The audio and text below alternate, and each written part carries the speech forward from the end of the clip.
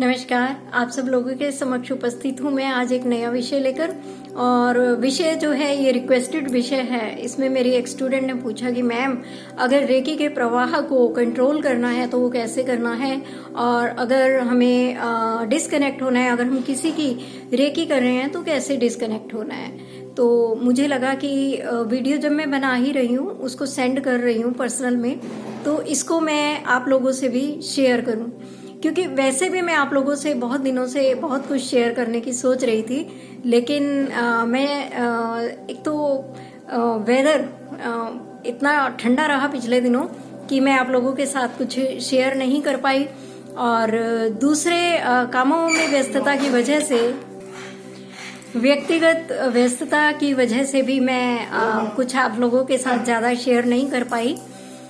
लेकिन ये बहुत महत्वपूर्ण विषय है, और आप लोगों को मालूम है कि मैं सिर्फ आपसे वही विषय डिस्कस करती हूँ जो प्रैक्टिकल होते हैं, जो किसी काम के होते हैं।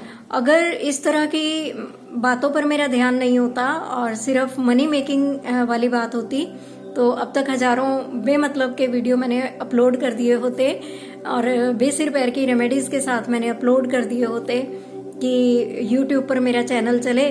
और फॉलो करने वाले बहुत है, कमी नहीं है, लेकिन मुझे सिंसियर टॉपिक पर ही बात करना अच्छा लगता है, और उस पर मैं जितना बेस्ट दे सकती हूँ आपके साथ शेयर करती हूँ। ये टॉपिक भी बहुत ही सिंसियर है। मैंने भी ये सोचने में बहुत समय लगाया कि मुझे रेकी सीखना चाहिए या नहीं सीखना चाहिए। ऐसा तो नहीं है कि मैं भक्ति मार्ग से भटक जाऊंगी, मैं किसी और विषय की तरफ चली जाऊंगी, और मैंने इतने साल जो परमात्मा का नाम लिया है और मैं कोई और रास्ता तो नहीं पकड़ लूंगी। मुझे इस बात की बहुत चिंता थी, और मैंने इसमें डिसीजन लेने में काफी समय लगाया। लेकिन जब मैंने जैसे ही रेकी को सीखा तो मुझे समझ में आई कि रेकी तो यूनिवर्सल ऊर्जा है, इसका किसी भी धर्म से, जाति से कोई संबंध नहीं है। ये वही ऊर्जा है जिसे हम एक साकार होते हुए भी निराकार, और निराकार होते हुए भी साकार शक्ति समझते हैं। ये वाहे गुरु की एनर्जी है, ये परमात्मा की, राम की, कृष्ण की, राधा की, दुर्गा की पवित्र ऊर्जा का प्रवाह है जो इस सौर मंडल में निरंतर प्रवाहित होता रहता है। ये जीसस की एनर्जी है जो इस सौर मंडल में निरंतर प्रवाहित होती रहती है। एक वो बोलते हैं ना कि गुरबानी का ही एक शब्द है, अव्वल अर्ज अल्लाह नूर उपाया, कुदरत दे सब बंदे, एक नूर ते सब जग उपजया, कौन भला को मंदे। ईश्वर एक है, ये तो आप भी जानते हैं, हम भी जानते हैं, लेकिन पता नहीं क्यों हम बेकार के वाद विवाद में घिरे रहते हैं। हमारे मन में कशमकश चलती है, मैं हिंदू, मैं हिंदू, मैं हिंदू, और मैं फलाना, मैं फलाना, मैं फलाना, और इस तरह से हम आपस में ये सब क्यों करते हैं। और ये सब करने से पहले हम ये क्यों नहीं सोच लेते कि अरे आज तो हम हिंदू हैं, और हो सकता है पास्ट बर्थ में हम मोमडन भी रहे हों, हम सिख भी रहे हों, हम ईसाई भी रहे हों, हम पता नहीं कहाँ थे, क्या थे, और उन जन्मों में भी तो हमने इसी प्रकार से ईश्वर की भक्ति की। उन जन्मों में हम हिंदुओं से लड़ते थे, और इस जीवन में हम हिंदू हैं तो हम दूसरों से लड़ रहे हैं। हम क्यों कर रहे हैं? हमें अपने आत्मा के स्वरूप को तो पहचानना चाहिए ना, कि वो ना हिंदू है, ना सिख है, ना मुसलमान है। और वो टाइम टाइम पे में जो रोल प्ले करने के लिए भेजते हैं, वो जो ईश्वर हैं, वो टाइम टाइम पे रोल प्ले करने के लिए भेजते हैं, और ये यहाँ पर आकर हम लाइफ लेसन्स हैं जो सीखते हैं। जो नहीं सीखा वो किसी न किसी अन्य देश, धर्म, जाति और व्यक्तियों के माध्यम से हम सीखते हैं। और दोस्तों, ये एक स्पिरिचुअल जर्नी है जो एक लाइफ में कभी भी पूरी नहीं होती है। धीरे धीरे धीरे धीरे हम सीखते हैं, हर जन्म में सीखते हैं। इसलिए हमें सब धर्मों का सम्मान करना चाहिए। जो पॉजिटिव मिले वो ले लीजिए, लेकिन जो पॉजिटिव नहीं है उसको बिल्कुल मत लीजिए, उसको वहीं छोड़ दीजिए।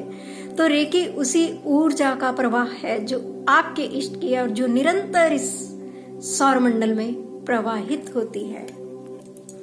समय समय पर जब हम रेकी सीखने के बाद एक विशिष्ट मुहूर्तों पर, विशिष्ट दिन वार तिथि पर हम मेडिटेशन करते हैं, उन दिनों की जो एनर्जी होती है वो बहुत विशेष होती है, बहुत विशेष। तो हमें बहुत लाभ होता है उसका, हमारी सभी इच्छाएं पूरी होती हैं। अभी तक आप लोगों में से बहुत ने भक्ति की है और बहुत से लोगों की शिकायत है कि मैंने पूजा पाठ किया, मैंने अनुष्ठान किया, मुझे कोई फल नहीं मिला, मैंने ये पाठ किया फल नहीं मिला, वो पाठ किया फल नहीं मिला।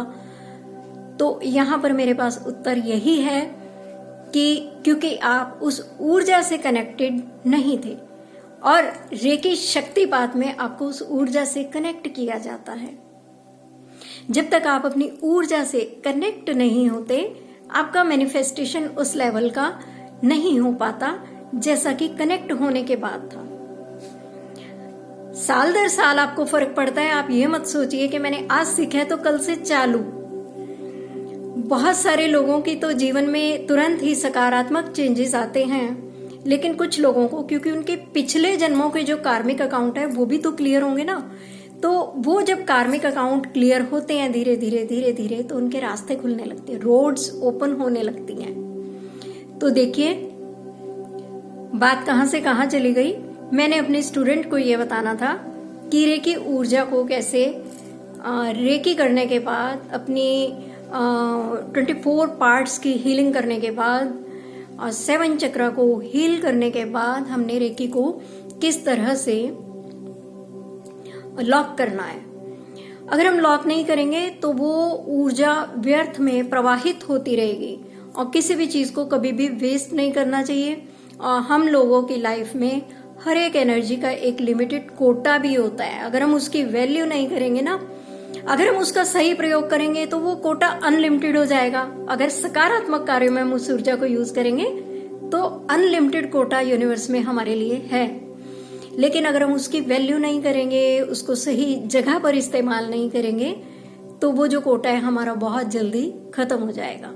और ऐसा भी हो सकता है कि वो आपकी ऊर्जा जो है ब्लॉक हो जाए, फिर आपके लिए काम नहीं करे। सो इन ऊर्जाओं का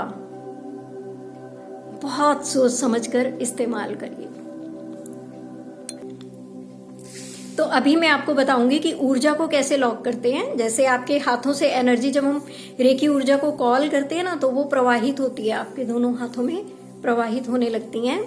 और रेकी माँ को जब हम, मैं तो इसे डिवाइन दुर्गा रेकी बोलती हूँ, तो जब हम रेकी माँ को कॉल करते हैं उसके बाद उनको अपनी जगह पर, जैसे हम ईष्ट को बुलाते हैं ना, पूजा पाठ हम करते हैं, कर्म कांड करते हैं, हम कॉल करते हैं देवी देवताओं को, उनको तरह तरह की ऑफरिंग्स देते हैं। तो यहाँ पर क्या है कि रेकी ऊर्जा, बाद में हम उनको विदाई भी देते हैं, है ना, श्लोक बोल के, मंत्रों से बोलते हैं कि लक्ष्मी और गणेश जी यहीं रहे, बाकी सभी देवी देवता अपने स्थान पर जाएं।